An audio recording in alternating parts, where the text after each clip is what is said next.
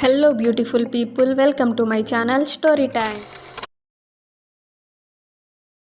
వెన్నెల బాగా చల్లగా పడుతున్న ఆ రాత్రి చిన్న చూపురంలో ఓ గుడిసె, వంటిల్లు, ఇంటి బయట ఉప్పెనల మడులు మ్రోగుతున్నాయి. లోపల మాత్రం ఒక తృణధాన్యపు ప్రశాంతత. కానీ ఆ ప్రశాంతత మధ్య ఆమె మనసులో అలజడి పుట్టింది. ఆమె పేరు రాధ. తాను పుట్టి పెరిగిన గ్రామం పేరు గోదావరిపాలెం. తల్లిదండ్రులు ఎంపిక చేసిన పెళ్ళి. భర్త శేషు పట్నం ఉద్యోగం చేసే పెద్దగా మాట్లాడని మనిషి.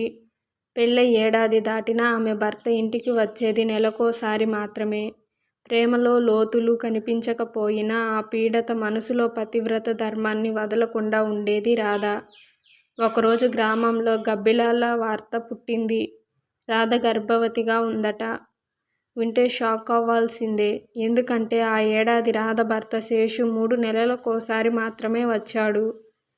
తక్కువ రోజులు ఉండి తిరిగి వెళ్ళేవాడు. గ్రామంలోని బుజ్జుగాళ్లంతా గుసగుసలాడటం మొదలెట్టారు. పతివ్రత అని చెప్పుకునే రాధకి ఇలా జరగటం ఎలా అని. రాధ మాత్రం నిశ్శబ్దంగా తన పని తాను చేసుకుంటూ ఉండిపోయింది. ఆమె ముఖంలో తీరని ప్రశాంతత, కాని కన్నీరవుతున్న కనురెప్పలు. అనుకున్నంత కాలానికి గ్రామంలోనే పనిచేస్తున్న ఓ నర్సు రాధకి బలహీనంగా దగ్గరైంది. రాధమ్మ, నువ్వు సత్యాన్వేషణలో ఉన్నవాడివి. కానీ ఈ శరీరమే దెబ్బతిన్నప్పుడు మనం ఏం చేయాలి అని అడిగింది. రాధ ఓపికగా అద్దంకి ఎదురుగా నిలబడి తన పొట్టని చూచింది. తన చేతిలో ఉన్న చిన్న బొమ్మని తీసుకొని తన గుండెలకు ఆనించింది. ఆ బొమ్మ ఆమె జీవితంలో మారిపోయిన సమయానికి గుర్తుగా మిగిలిన ఒక చిన్న కానుక. అంతలో ఆమె మెదళ్లలో ఆ గుర్తులు మెరిపించాయి. 1 సంవత్సరం క్రితం తను వైద్య శిబిరానికి వెళ్ళిన సందర్భం. అక్కడ ఓ డాక్టర్ ఆమెకు చెప్పారు, మీ బొజ్జలో సమస్య ఉంది, మీరు గర్భం ధరించలేరు అని. ఆమె డిప్రెషన్లోకి వెళ్ళినప్పుడు ఒక పుణ్యక్షేత్రంలో గర్భధారణ యోగం పేరుతో ఓ ప్రయోగాత్మక చికిత్సలో పాల్గొనమని చెప్పారు. అక్కడ ఆమె మత్తుగా ఉండిపోయి స్పెర్మ్ డొనేషన్ ద్వారా ఆమెను గర్భవతిని చేశారు. కానీ ఇది పూర్తిగా వైద్యపరమైన నైతిక ప్రయోగం. ఆమెకు దాని గురించి అసలు వివరంగా తెలియదు. ఆమెకు తెలుసు తన భర్త ఆ సమయంలో లేడు. ఆమెకు తెలుసు తాను తప్పు చేయలేదు. కానీ సమాజం అర్థం చేసుకోదని ఆమె కూడా బాగా తెలుసు. ఆమె గుండెల్లో ఒక్కటే ప్రశ్న తిరుగుతుంది. పతివ్రత అనేది శరీరం కాదు, మనసు కాదు కదా. కన్నీటితో అలుముకున్న ఆమె ముఖాన్ని చూసి నర్సు నెమ్మదిగా అడిగింది, నీ నిజం బయటికి చెప్పాలనిపించదా? రాధ తల ఊపింది. ఇంకోసారి నా బిడ్డకి ఏమైనా క్షమతలకు రావాలంటే నిజం చెప్పాల్సిందే. కానీ అది సమయం వచ్చినప్పుడు.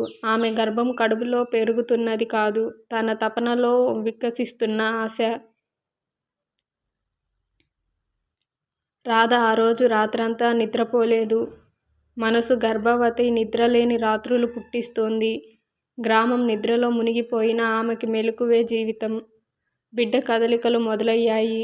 పాప హస్తాల స్పర్శను తల్లి గుండె ముందే పంచుకుంటోంది. ఇంట్లో నిశ్శబ్దంగా నూనె దీపం వెలుగుతోంది. దీపం మసకబారుతున్న దారిలా ఆమె నమ్మకాన్ని పరీక్షిస్తుంది. ఆలోచనలు మంటగా, గుండెల్లో మాటలు మూడుతున్నాయి. భర్త లేని గర్భం. ఈ సమాజం నన్ను ఎలా చూస్తుంది? నేను తప్పు చేయలేదని నిజం ఉంది. కానీ ఆ నిజాన్ని నమ్మించే నైతిక ఈ ప్రపంచానికి ఉందా? ఆ సమయంలో తలుపు తడతగా ఓ శబ్దం వచ్చింది. తల్లి, నీకు మడిసిన వాడిని, నీ కోసం పోరాడతాను అన్నట్టుగా. బిడ్డ తడిపోయినట్టే అనిపించింది. ఎప్పుడో రాధ అన్నయ్య అయిన రమేష్ కనిపించాడు తలుపు దగ్గర. పట్టణంలో ఉద్యోగం చేసి నెలలకి ఒకసారి వస్తూ ఉండేవాడు. ఆమె కడుపు చూసి షాక్ అయ్యాడు.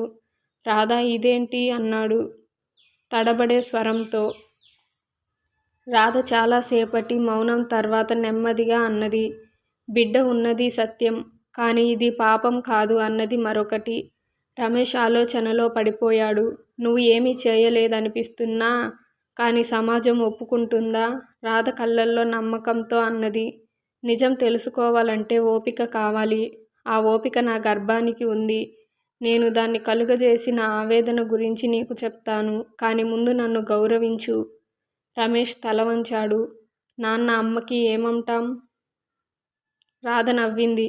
ముందుగా నిజం నీకు చెప్తాను, తర్వాత ప్రపంచానికి. ఆ రోజు రాత్రి రాధ రమేష్కి తన గర్భధారణ వెనుక ఉన్న కథను పూర్తిగా వివరంగా చెప్పింది.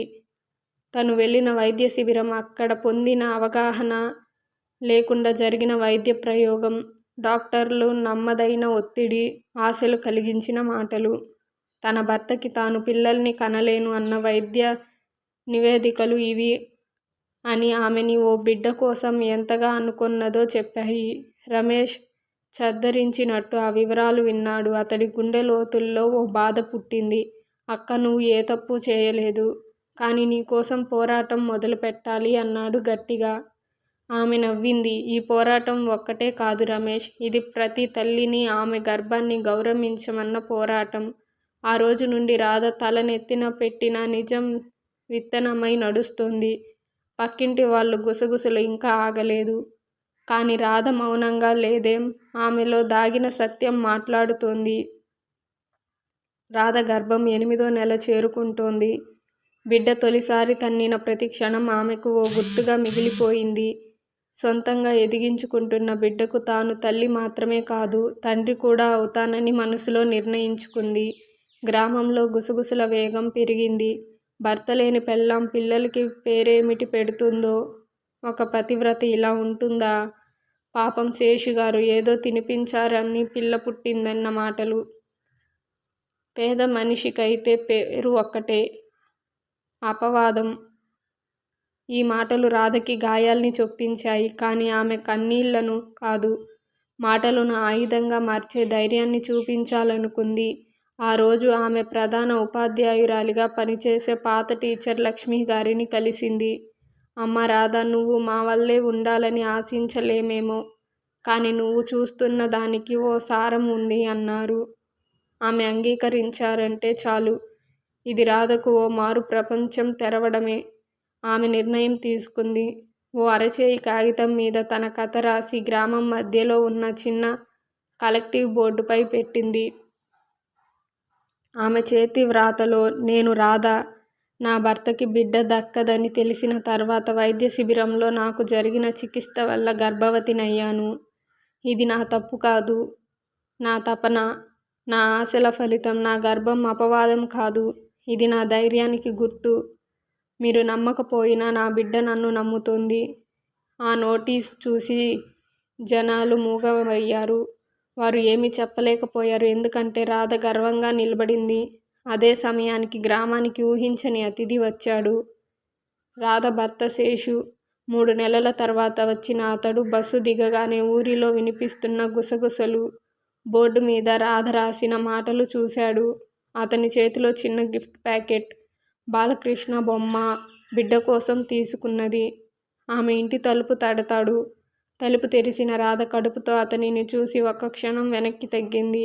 అతడి కళ్ళల్లో కోపం లేదు, ఆశ్చర్యం లేదు, కానీ ఓ మౌనమైన శాంతి ఉంది. రాధ, నాకు ఏదీ చెప్పకపోతే సరే, కానీ నువ్వు తల వంచలేదని తెలుసు. నీ ధైర్యం చూసి తల వంచిన వాడిని నేను అన్నాడు శేషు. రాధ ఆశ్చర్యంతో, నువ్వు నన్ను నమ్ముతున్నావా శేషు? శేషు చేతిలో ఉన్న బొమ్మను ఆమె చేతిలో పెడుతూ అన్నాడు. ఇది నీ బిడ్డ కాదు రాధా, మన బిడ్డ. ఆ మాటలతో రాధ కళ్ళల్లో నీటి తడి పోసిన సంతోషం. ఏవైనా మాటలు చెప్పకుండానే ఆమె గుండె లోతుల్లో అతని కృతజ్ఞతలు తెలిపింది. రాధ తలపై 3 ఏళ్ల నుంచి మొగుణ్ణి మబ్బు శేషు ఒక్క మాటతో తొలకరిగా మారింది. ఇది నీ బిడ్డ కాదు, మన బిడ్డ. ఆ మాట ఆమెకు ఓ ప్రపంచం ఇచ్చింది. పతివ్రత అని పిలిచే సమాజం ఆమెను అభద్రతతో చూసినప్పటికీ ఆమె భర్త ఓ మాటతో ధైర్యాన్నిచ్చాడు. కాని గ్రామం మాత్రం ఇంకా అదే చీకటి గుడ్డును కళ్ళపై వేసుకుని ఉండిపోయింది. శేషు ఇంట్లోనే ఉండిపోవడం మొదలుపెట్టాడు. రాధ పక్కన బంగారు కాంతిగా మెరిసిపోతున్న గర్భాన్ని చుడుతూ అతనితో మాట్లాడేది, నిద్రపోయేది. శేషు తన పనులు ఇంటి నుంచే చేసేలా మారిపోయాడు. ఆ పైన అతనికి ఇప్పుడు అర్థమైంది, రాధ తపన తనకు తల్లే బిడ్డ పుట్టాలన్న కోరిక తనదే. ఒకరోజు శేషు గ్రామ పెద్దల ముందు నిలబడ్డాడు. గ్రామ సదస్సులో గ్రామ పెద్దలు, పెద్దవాళ్ళు, కొంతమంది గుసగుసలు చేసే తలకిందుల మనుషులు. శేషు ధైర్యంగా అన్నాడు, నిజం నాకు తెలిసింది. నా భార్య గర్భవతి కావడంలో నేను లేను, కానీ నా అభిమానం ఉంది. ఆమె తప్పు చేయలేదు. ఆమెను విడిచి వేసేవాడిని కాదనే గర్వంగా చెప్పుకుంటున్నాను. మీరు ఆమెను అనుమానించడమంటే నాకు అనుమానం చేసినట్టే. ఒక్క నిశ్శబ్దం. అదే నిశ్శబ్దం కొన్ని హృదయాల్ని నిద్రలేపింది. అక్కడే నిల్చున్న చిన్నారి విద్యార్థిని చిన్నదిగా అడిగింది. అంటే ఆ బిడ్డ పాప కాదు కదా? అందరూ నవ్వారు. ఆ చిన్నారి ప్రశ్న అందరికీ జవాబు అయ్యింది. అప్పటి నుంచి రాధ గర్భం మీద గుసగుసలు తగ్గిపోయాయి. అదే గ్రామంలో రాధ మళ్ళీ స్కూల్లో పనుల్లో చేరింది. చిన్నపిల్లల్ని నాటివేళ్ల ముద్దుగా చూసింది. 3 రోజుల తర్వాత ఆమెకు సర్పంచ్ ఇంటి దగ్గర నుంచి ఆహ్వానం వచ్చింది. రాధగారు, వచ్చే నెల మహాశివరాత్రికి మీరు మాట్లాడాలి. ధైర్యం ఉన్న స్త్రీగా ఆమె మొహం చిగురించిన దివ్వెలా వెలిగింది. నన్ను అవమానించిన వారే ఇప్పుడు గౌరవిస్తున్నారు అని కాదు. నా బిడ్డకు ఇది విత్తనం, గర్వంగా ఎదగటానికి అని ఆమె గర్వించుకుంది. మాసం తిరిగింది.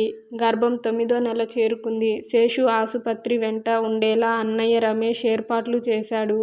నర్సులు, డాక్టర్లు అందరూ ఆమె ధైర్యాన్ని చూసి ఆశ్చర్యపడ్డారు. ఆఖరికి ఆ రోజు వచ్చింది. గర్జనల రాత్రి. గాలిలో కాంతి, మెరుపులు.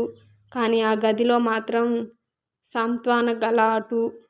ఒక మధురమైన కేక. పాప పుట్టింది. ఓ చిన్న చేతివేళ్లు, ఓ చిన్న గుండె చప్పుడు. రాధ కన్నీళ్ల మధ్య నవ్వింది. శేషు పక్కన నిలబడి ఆమెను గట్టిగా పట్టుకున్నాడు. ఈ ప్రపంచం నిన్ను బాధించింది. కానీ మన బిడ్డ నీ మీద గర్వపడుతుంది రాధా. రాధ కళ్ళల్లో తడిగా నవ్వింది. ఈ బిడ్డ ఒక ఉత్థానం, నా ధైర్యానికి గుర్తు. పాప పుట్టి 10 రోజులు గడిచాయి. రాధ శరీరం నెమ్మదిగా కోలుకుంటుంది. కానీ ఆమె మనస్సు మాత్రం ఓ కొత్త జీవితం కనిపెట్టిన వాడిలా వెలిగిపోతోంది. శేషు బిడ్డ చేతిలో పట్టుకుని గంటల తరబడి చూడటం అతనికి అలవాటైపోయింది. అతడి కళ్ళల్లో ప్రేమ కనిపించింది. బాధ లేదు. రాధ గుండె లోతుల్లో ఎంతకాలం దాగినా గానీ ప్రేమ అనే పదానికి ఇప్పుడు నిజమైన అర్థం తెలిసినట్లు అనిపించింది. ఆ గ్రామంలో ఇది సర్వసాధారణం కాదు. ఒక గర్భిణి తల వంచకుండా నిలబడటం, ఒక భర్త తన భార్య తప్పు చేయలేదని చెప్పడం, ఒక బిడ్డ అపవాదం కాదని నొక్కి చెప్తే ఇది చరిత్రగా నిలిచే ఘటన. పేరు పెట్టే రోజు, ఊరి మనుషులు మారిన దినం, పసుపు కుంకుమలతో ఊరంతా అలంకరించబడ్డ చిన్న ఇంటి గుమ్మం ముందు జనం గుమిగూడారు. ఇప్పటి వరకు గుసగుసలాడిన వారే ఇప్పుడు అభినందించేందుకు వచ్చారు. శేషు అన్నయ్య రమేష్ చేతిలో సిల్కు తుళ్ళుతో బీటు పట్టి అతిథులను ఆహ్వానిస్తున్నాడు. లక్ష్మి టీచర్ పక్కన కూర్చుని చిన్నారి చేతిని పట్టుకొని నవ్వుతుంది.